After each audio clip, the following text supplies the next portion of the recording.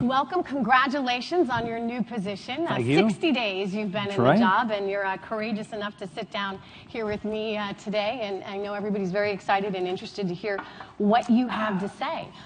You're taking over the agency at a very critical time for the country, a very critical time for corporate America, as we see, of course, Ed Snowden's revelations and an increasing number of cyber attacks happening to U.S. companies. Let me start just by asking you, how do you think business and the NSA can best work together to try and solve some of these cyber threats that exist right now? Well, first, let me start off by saying, Trish, thank you very much for taking time, Bloomberg Government, and all of you who are taking the time from your busy days for a discussion about what I think is a very important topic for us as a nation, this whole idea of cybersecurity. I thank you very much for your willingness to do that and engage in a dialogue. I apologize to you that I was a couple minutes late. Unfortunately, it took like an hour and a half to drive down from Fort Meade in the traffic today, and when I do it in the morning every day, because I live in the district and drive up there, we normally manage to do it in 25 minutes. So I apologize to keep you waiting. Well, the first point I would make is I am with you today really in two of the hats that I wear, both as the Commander of the United States Cyber Command as well as the Director of the National Security Agency. In terms of my business colleagues, the things I try to highlight are, first and foremost, cybersecurity is something that is foundational increasingly in the world we are living in to your ability to execute your business or your mission, whatever that is. Your failure to do so successfully has the potential to directly impact your ability to execute your mission, your corporation's reputation. We're seeing that play out over the last several months in some very visible ways in the corporate sector. I try to tell business seniors, just as I try to tell military seniors, you must own this problem. You cannot simply say to your chief technical or informational side, hey, this is your problem, go deal with it. It's not something that is worthy of my time. It's not something that I really need to focus on. I have this same dialogue with senior operational commanders in the department where I try to make the point, this is just not your IT and your computer people. You have to own this problem as a leader. You have to drive the change that inculcates this into our culture. We have to consider this every bit as foundational as we do our ability to maneuver forces and using a military construct, as we care about logistics, as we care about our infrastructure. When I look at the problem set, I'm struck by a couple of things that I also try to highlight with my business counterparts. Traditionally, in my experience, and you got to take that for what it's worth, traditionally in my experience, we've often largely been focused on the attempts to prevent intrusions. I have increasingly come to the opinion, as I've done cyber for about the last decade or so off and on within the Department of Defense, I am increasingly coming to the opinion that we must increasingly spend more time focused on detection and so what do you do when they get in? Because I wish that we lived in a world where we can guarantee no one's going to access or gain entrance into our systems. That is becoming increasingly difficult. So I urge, just as we have done within the department, you need to spend time asking yourself, what do I need to do to maximize my detection capabilities so I find out very early if someone's there? And then, quite frankly, what do I do about it? What do you do about it? Do you go to the government about it? Do you handle it on your own? I think there's a couple of issues there. Clearly, there is a corporate fiduciary responsibility to ensure the well-being of your corporation and its ability to execute its mission. Clearly, I think when you find something that's beyond the scale of your ability as an entity to deal with, there's mechanisms for you to reach out and say, hey, look, this is an area I need help. From a governmental perspective, clearly there's areas, for example, of critical infrastructure where as a nation we have a vested interest in ensuring uninterrupted operations, whether that might be in the financial sector, our power sector, fuel, transportation, air travel. I mean, there's clearly sectors here that are of increased critical importance to our ability as a nation to function effectively, which is one of the roles for United States Cyber Command. Even as U.S. Cyber Command is tasked to operate and defend the networks within the Department of Defense, I have also been tasked to be prepared when directed by the President or the Secretary of Defense to provide capability to support civilian teammates in trying to deal with many of these challenges, particularly those working in critical infrastructure. And to do that, we have to partner closely. Our primary partners in this in the government being the Department of Homeland Security and the Federal Bureau of Investigation, as well as those key corporate entities who potentially are receiving some of these attacks or attempts to intrude in their systems or deny their ability to operate some of their public interfaces. So if I'm the CEO of a major technology corporation and I see a significant threat, a threat that I think might be coming from a foreign entity, do I deal with that on my own? Do I call the NSA? Do I call Homeland Security? How first, do they work the Department of Homeland Security is primacy within the federal government for dealing with the security of networks outside the government. Now, what I would urge any corporation would do, I would urge you to reach out to the Department of Homeland Security and share what you are seeing. At the moment, on the Hill, in fact, right now, up in Congress, they are debating, is there legislation that we could enact that would, in fact, provide a means for corporations to do that. That's in the process right now. I am on record in my confirmation hearing 2.5 months ago. I was asked, and I said, I believe legislation is necessary, that we have tried to do this on a voluntary basis over the last few years. And while that has generated increased cooperation, when I look at the number of incidents that are voluntarily reported, vice the number of incidents that I believe are truly happening out there, boy, there's a big delta.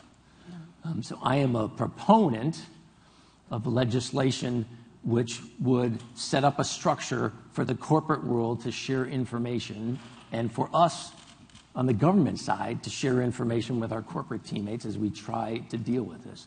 Because coming together as a partnership is where we can be very powerful. As Commander of the United States Cyber Command, as the Director of the National Security Agency, I do not have knowledge of private corporate networks. That's not where I spend my time. That's not where I'm focused. That's not my role.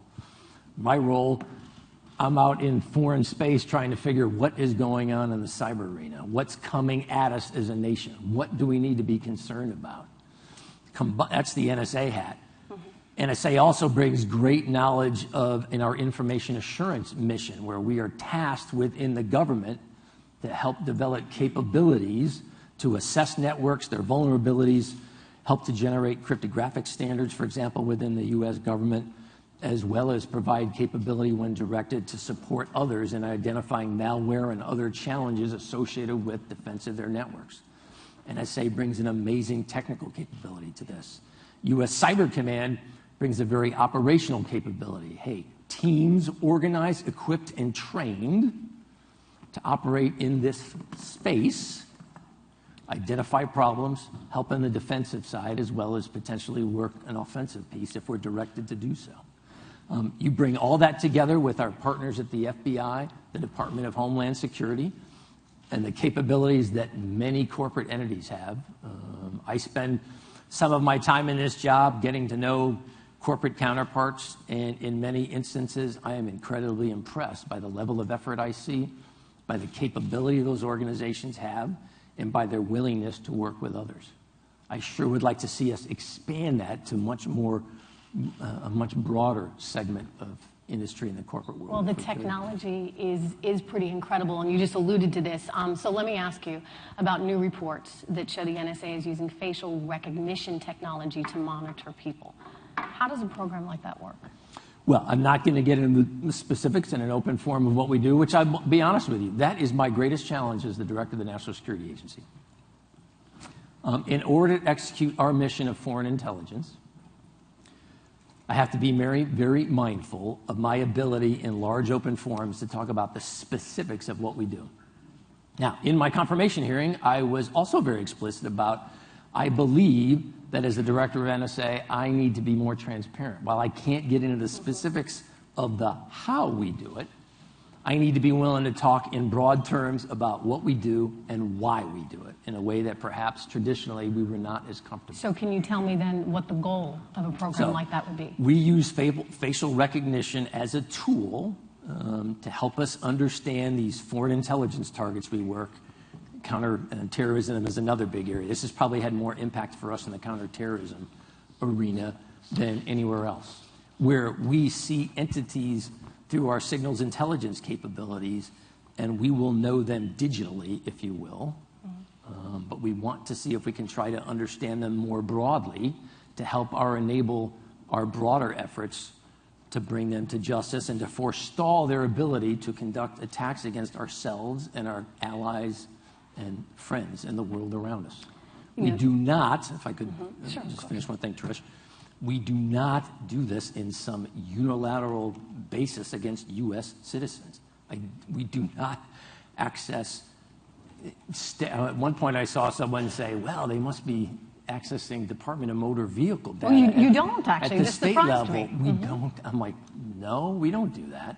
We have very specific restrictions when it comes to U.S. persons. We have to operate under a legal framework. But you don't have access to driver's license. You don't have access to passport photos. You would think that the NSA would have access to some of those things. I mean, wouldn't it be We're talking about for helpful? U.S. persons. Correct. Don't do this for U.S. persons. Again, why? Our mission is, as the NSA is very explicit, it's foreign intelligence and information assurance. Foreign intelligence connected, we have to do anything involving a U.S. person. We have specific legal constraints we must comply with. We just don't unilaterally decide, hey, today I'm going to go after citizen X, Y, or Z. We don't do that. We can't legally do that. But there are people that you want to target. And there are. Let me finish one thought before I forget, and then we'll get back to that. Clearly, in the digital age, we will encounter American persons in the wilderness out there, so to speak. And we have specific restrictions about what happens once we do encounter U.S. persons. In broad terms, we've got to stop what we're doing.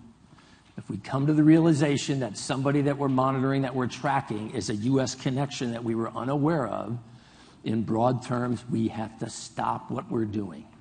We have to assess the situation, and if we think there's a legal basis to this, then we have to get a legal authority or justification to continue.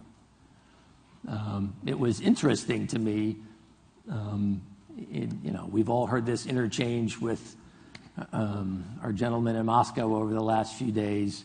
The part that I thought was interesting was, as he was talking about, hey, I reached out to NSA and told them I had concerns, and we came back and said, hey, I haven't seen that. I haven't been able to find that. Hey, the one thing we've been able to find referenced his annual training. You know what that annual training was about that we make every employee go through?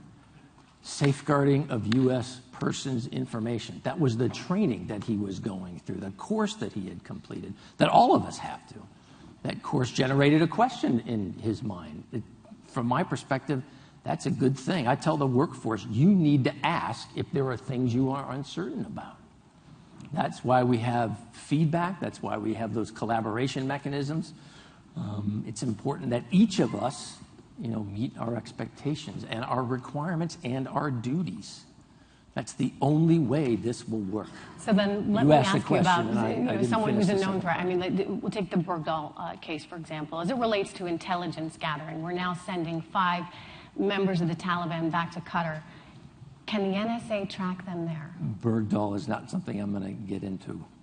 But no, I'm not asking necessarily to talk about As you can tell, I tend to be a very direct person. But, no, that's good. That's good. We appreciate the directness. And I just wonder, can the NSA at least, these are foreigners, they're known threats.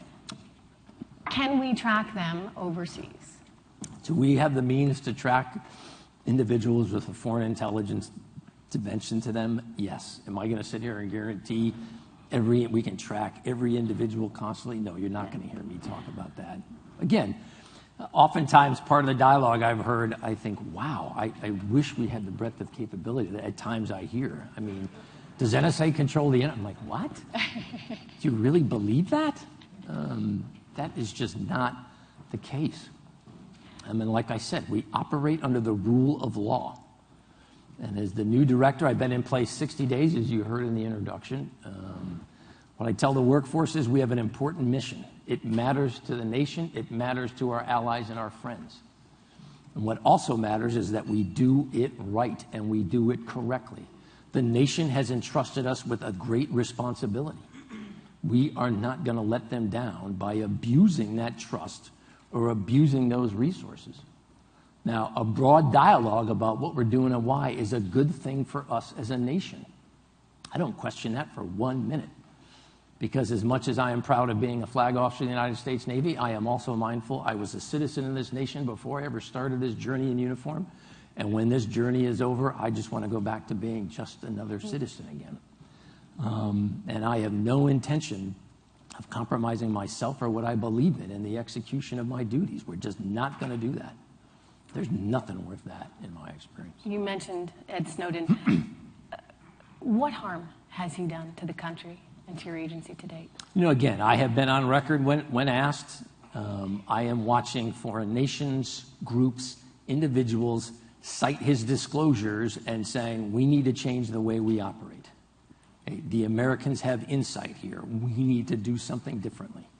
So you think that potential threats are operating differently because of what they know now from Ed Snowden? I am watching those foreign intelligence and counterterrorism targets. Some of them, I'm not going to make a blanket statement again. Everybody's changing everything. But I'm watching them highlight the revelations, talk about their implications to them and what they do and how they communicate.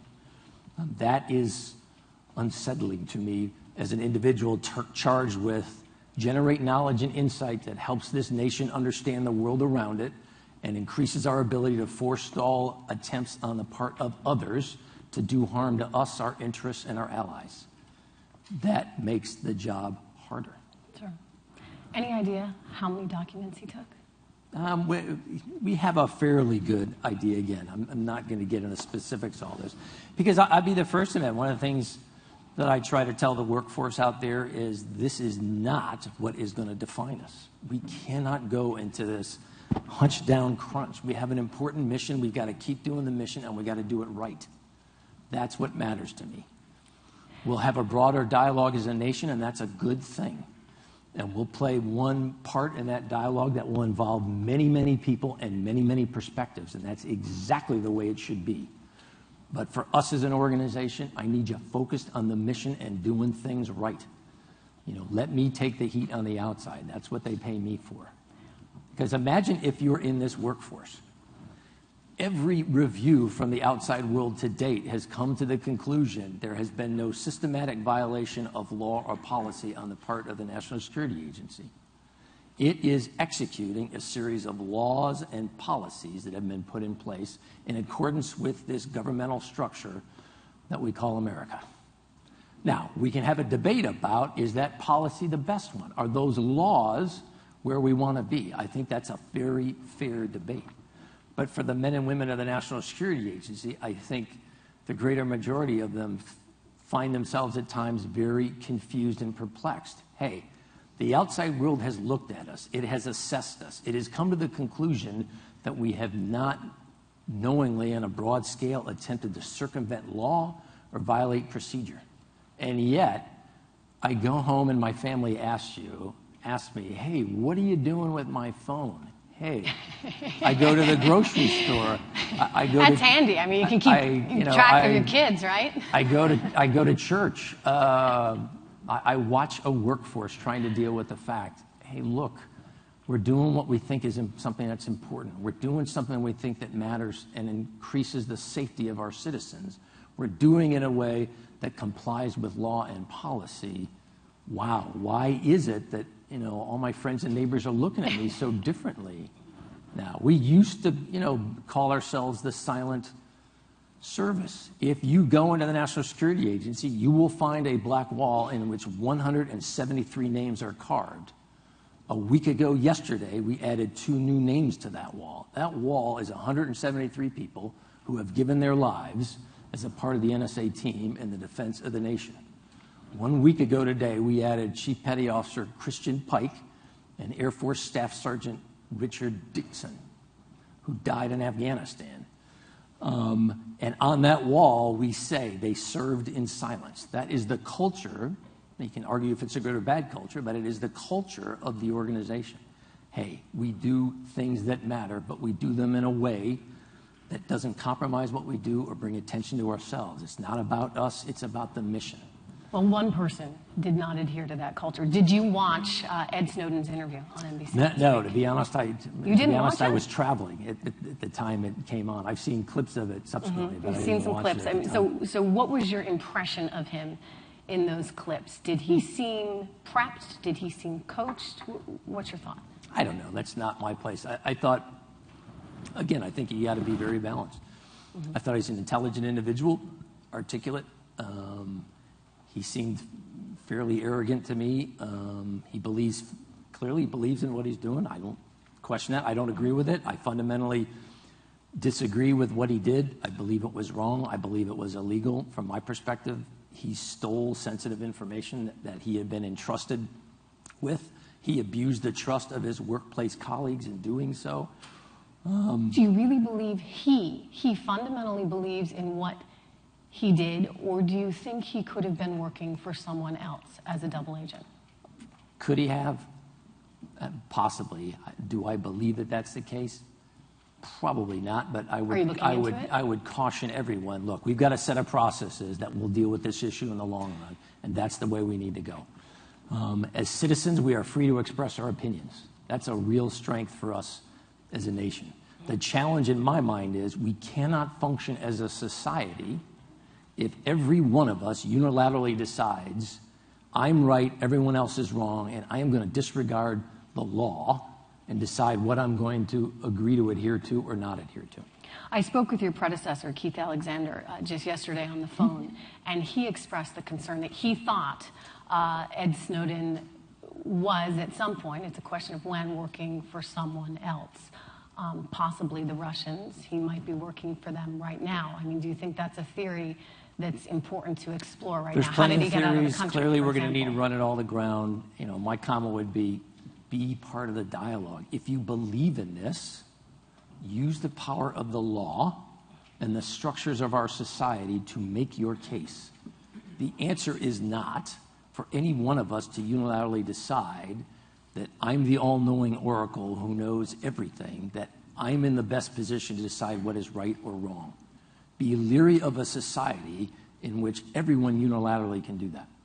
We love to quote the Constitution. That document provides a framework for us as to how we're going to organize as a government, as well as how we're going to settle disputes through this framework we call the law. And I urge all of us as citizens, use that framework. If there's something that you feel strongly about, make your case, make an argument, articulate your viewpoint, but do it within the framework that we all have to use if we're going to exist as a society, if we're going to function as a nation. Beware of the chaos associated with all of us unilaterally deciding what we want to do, what we don't want to do, what laws we're going to obey, what laws we're going to choose to disobey. That just comes across to me as incredibly arrogant. He's arrogant? That's just my opinion. You know, you talk so much about the culture of the NSA. I mean, there's certainly, you know, a culture in our military.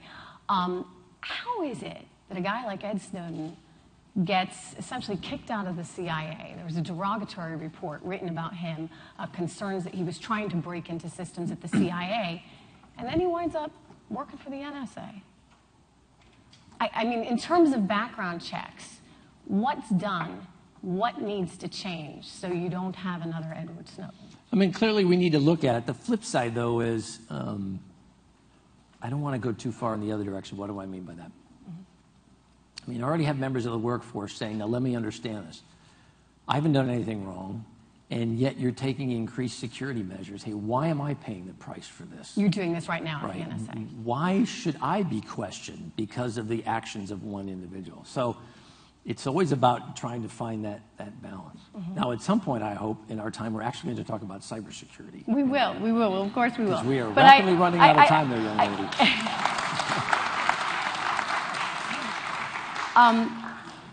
But You got to love that curious. direct part about Admiral Rogers. He always is very direct. It's just curious that it seems as though one agency is not necessarily talking to the other. Because couldn't you have learned this is a guy who's got something on his record? Right. I mean, don't get me already? wrong. Clearly, we wish we had known that. But on the other hand, again, he was a contractor. He wasn't an employee of ours. Now, he had access to our system, so don't get me wrong. We granted him access. Are you 100% confident that you have no Edward Snowdens in your ranks right now? Would I ever? I would never tell you that. I mean, my question would be, what idiot would say something like that? So what have you changed? There are a few certainties in the world. So how about that cybersecurity piece? Could we really get? We will talk about. I got one more question for you though, just on Ed Snowden, and we'll move on. In terms of amnesty, would you consider amnesty in exchange for him turning back all the documents that he took? That's not my decision, but in the digital age we're living in, the idea of controlling once it's out there, I think, is very problematic. Do you think it's out there? Do you think basically it may have been turned over? It certainly doesn't have the control that I wish it had. Mm-hmm. Could it be in the hands of the Russians or the Chinese or any other foreign? There could well be aspects of that. Okay. I promise we will talk about cybersecurity. For sure. I mean, so let me. So this is Ed Snowden, the Target attack. eBay the other day coming out telling the world they needed to change their passwords. We're living in an environment where cybersecurity is front and center on everyone's mind, and yet it's not, right? Because we take a lot of things for granted. Is there an equivalent of a cyber 9/11? I mean, do we need to be incredibly vigilant when it comes to these attacks? What really worries you in the cyber world? I mean, I clearly hope we don't need a 9/11. Remember, 9/11, almost 3,000 U.S. and other citizens of other nations died in one day. I don't think any of us ever want to see something like that again. And I certainly hope it doesn't take a traumatic event. And I'm not trying to argue it's got to be loss of life, but if you look at impact, if you look at cost, I sure hope we don't have to get to that kind of level to urge us to step back to say, wow, perhaps we need to do things a little differently. What I'm hoping is clearly all of us see what is happening in the world around us. The level of sophistication, the volume, and the focus of this effort is increasing across our entire society. We experience it as private citizens. I think I read something like 27% of Americans now within the last 2 years have experienced a personal data compromise. Yeah. If you look at the numbers for us as individuals, if you look at what we're seeing in the corporate world, if you look at what we're seeing in the U.S. government, and then particularly, in the hat I wear as U.S. Cyber Command, what we're seeing directed against the Department of Defense, the level of effort, the complexity just continues to grow. Doing what we have always done, I would argue, is not really going to get us where we need to be in this world that we can see unfolding in front of us. And we can either recognize this and drive ourselves to change, or we can just sit back. It reminds me a little about, as a Navy guy, you always used to joke when you're swimming in the ocean, you just got to make sure you're faster than the guy next to you when it comes to that shark. So that's a very important point. That's not the attitude that I hope we have. I see some, because for some, it's a very business case analysis. What's the risk versus what's the cost? And I think for some, the assessment has been, perhaps I'm not large, perhaps I'm not in a core market segment, perhaps I have enough capability, I can afford to continue what I'm doing, I can deal with the risk, I'll mitigate it if we have to, but I don't want to put the time, the energy, the resources, the money up front, if you will. And don't get me wrong, every entity has to decide what's right for them. I understand. I'm not going to sit here and argue, hey, this is the right level of investment. We have tried to work within the government on developing standards, if you will, partnering with NIST and others that we have tried to promulgate across the federal government as well as the civil sector to say, look, these are standards that we believe we would urge you to adopt. They think that if you do that, it significantly increases your ability to forestall penetrations. It significantly increases your ability to deal with penetrations should they occur. So we're putting collectively a lot of work into it, but we clearly are not where we need today. And you asked me, so what? Hackers are sophisticated, right? I mean, and think about what you have in front of you. You've got to stay in front of all these people around the world that are trying more and more sophisticated means to break into systems. How do you recruit the very best talent to help you do that? I mean, you're competing with, the likes of Google. You are competing for these mathematicians, these engineers, and they have the opportunity to go to Silicon Valley and get stock options. Right. So why do they come to work for you? I think it's the same reason. The argument I've made with our leadership is, look, we are never talking about NSA, and even in the military, U.S. Cyber Command, as we're trying to attract those same kinds of people. We are never going to compete on the basis of money. If that's the metric, we're just not going to be the place to go. Where can we compete? Hey, we're about serving something bigger than ourselves. We're about an ethos of right and wrong. We're about doing a mission that's important to the nation. We're about doing some things that, quite frankly, you can't do legally on the outside, that will really challenge you, that will test you, that will give you the opportunity to use cutting-edge technology and apply it in a way that will help with the defense of the nation. That jazzes most people. And the positive side for us is I'm not running into problems either under U.S. Cyber Command or as the director of the National Security Agency in terms of attracting quality people who want to be part of the team. And don't get me wrong, it's something I pay lots of attention to because I am very mindful.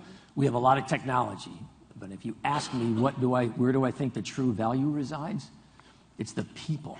That's where we get the true value. And it's not just their gray matter. It's here. It's their heart and their dedication and their willingness to work some incredibly long hours if that's what it takes. This is a culture about mission and doing the right thing and doing it for the right reasons. I am proud to be the director of NSA. I am proud to be the commander of U.S. Cyber Command. I tell the workforce, I believe in NSA. I believe in Cyber Command. I didn't have to take this job. I did it for a reason because I believe in the mission of the team. I believe in the men and women who execute it. And I thought, particularly as I was joining the NSA team, hey, we're in a tough spot right now. And I could walk away and just say, hey, not my problem. I don't need the heartache. But I said to myself, what kind of leader, Rogers, would you be if you did that? You spent your whole adult life working in this field of SIGINT and cyber. Now it's payback time. You owe. And so that's why I stand before you, sit before you. Yeah, no, well, today. we appreciate the transparency. Let me ask you, I talked to a lot of tech CEOs on Bloomberg TV, and I've heard a lot of frustration from the tech community regarding all these revelations and the spying that has come to light. And the concern is that we are getting ourselves into a somewhat protectionist environment. Cisco, for instance, right now is at risk of losing its China contracts over cyber spying. So what do you say to CEOs like John Chambers to make them feel as though we are still moving forward as a global economy despite these concerns about one nation spying on another and the other nation spying back? Jack. Well, first, I certainly appreciate the concern. And I don't push back arguing, well, boy, who are you to think that? Far from it. Hey, he, like many others, have a responsibility to their organization, and I understand that. And I don't question the concern at all. As we work our way through this, the points I try to make to my corporate counterparts are, look, what we're doing is the activity that almost every significant nation state on this planet does. It attempts to gain insights on the world around it. It attempts to forestall threats to its citizens. I don't care if it's China. I don't care if it's Russia. I don't care if it's us. Fill in the blank. Every nation tries to do that for the well-being of its citizens. Now, varying nations have varying degrees of capability. We clearly have amazing capability within the construct of the U.S. government to help generate insight and knowledge of the world around us and to help defend our citizens. You have seen some of that play out. What hasn't played out in many ways to me is I appreciate the technology. Now talk to me about what are the constraints that are in place to assure that this isn't misused. We haven't had any discussion about that. Talk to me about the laws that are in place to forestall your ability to use this illegally against our citizens. Talk to me about the protections you have put in place to make sure your workforce can't abuse this authority. Talk to me about why do you feel you need to do this? Why is it in our best interest? That's the kind of the broader discussion. Well, why is it in our best interest? It's a matter of national security. Right. My comment would be, because it's a matter of our security as a nation. And one of the challenges of being one of the largest, most powerful nations in the world is there are a lot of people out there who don't have our best interests at heart. There are groups and individuals out there who, if they had their way, we would no longer exist as a nation. Now, I'm not one who's going to sit here and overhype the threat. That in the name of this threat, we have to make dramatic changes and curtail our rights. Because if we go down that road, in the end, they've won. If we change who we are and what we believe and what we represent in the name of security, they have won. I have always believed that. And I can remember as an 06 having a conversation with, I worked for a chairman of the Joint Chiefs of Staff at the time and said, hey, sir, I think this is an important role for you as a chairman, as the principal military advisor to the U.S. government. We do not want to destroy ourselves or become something we aren't in the name of security. That's not a good thing for us. But in trying to achieve that level of security, we do have to acknowledge that that threat exists. It's not something we're making up. We have lost, and our allies have lost, literally thousands of citizens in the last decade from individuals who have and continue to attempt to generate threats to take down our citizens, if they had their way, in sometimes very spectacular ways. We've been very successful in forestalling much of it. Much of the things we have forestalled as citizens you will never ever know about and you will never ever hear about. That is the nature of intelligence. It is the nature of our business. But if the Chinese don't trust American tech companies and American tech companies don't trust Chinese companies, are we on the verge of seeing some kind of protectionist trade war as a result of spying? Is it possible? Yes. In the long run, is it likely? I don't think so. But I could well be wrong. I certainly in the long run, why not? I don't think so. Because I believe in the end, competition and the quality of what we do and the value of what our corporations offer will win out in the end. It's not by chance that the U.S. enjoys such a significant advantage in this market sector. It's because of what we're able to produce. I believe in the end, the value of what we produce will stand for itself. The DOJ indicted 5 Chinese officers on accusations of cyber espionage recently. Did the NSA play any role in that? Yes, but I won't get into the specifics of what we did. Does it seem like a tit-for-tat scenario? I mean, that's what the business community is worried about. No, I mean, it was, again, what is the framework we use to resolve issues like this? A legal framework. Not just one nation talking about, well, you're doing this, and another nation talking about, well, you're doing that. Hey, that's why we have courts. That's why we have the rule of law. And ultimately, if it proceeds to a trial, a judge and a jury will make a decision. That's the way our system works. And with that, I apologize. Well, just one final question. We have 40 seconds, and I think this would be a good way to wrap up. Admiral, what can you tell American citizens right here today that are worried that they will never be fully anonymous or have a right to full privacy again? In the digital age of the 21st century, we as a society have to come to grips with what does privacy mean in the world we're living in today. That's a much bigger question than what's the role of the National Security Agency. Because in the world we're living in, increasingly, by choice and by chance, we are forfeiting privacy at levels that I don't think as individuals we truly understand. And it is so ingrained, whether it's the cameras that are out on the street, whether it's every one of your personal digital devices that are constantly asking you, can I share where you are? Whether it's, the questions that we get asked in trying to do business. Hey, give me your social security number. Hey, give me your zip code. Hey, tell me how often you shop with me. We're in the world of big data. Like it or not, we are in the digital age in the world of big data. And we increasingly, as a nation, and it's not just us, we've got to come to grips with what does that mean and what are we comfortable with? We have framed this debate way too narrow from my perspective. This is much bigger than the National Security Agency. This is a much broader dialogue I think we need to have. And that's what John Podesta has been doing with the White House. You saw the president's remarks on the 17th of January where he said, hey, look, we need to think about this more broadly. That's an important question for us as a nation. What are we comfortable with? But on the first of it, the idea that you can be totally anonymous in the digital age is increasingly difficult to execute. All right. It's just hard. Thank you very, very much. Admiral, thank you very much. Thank you.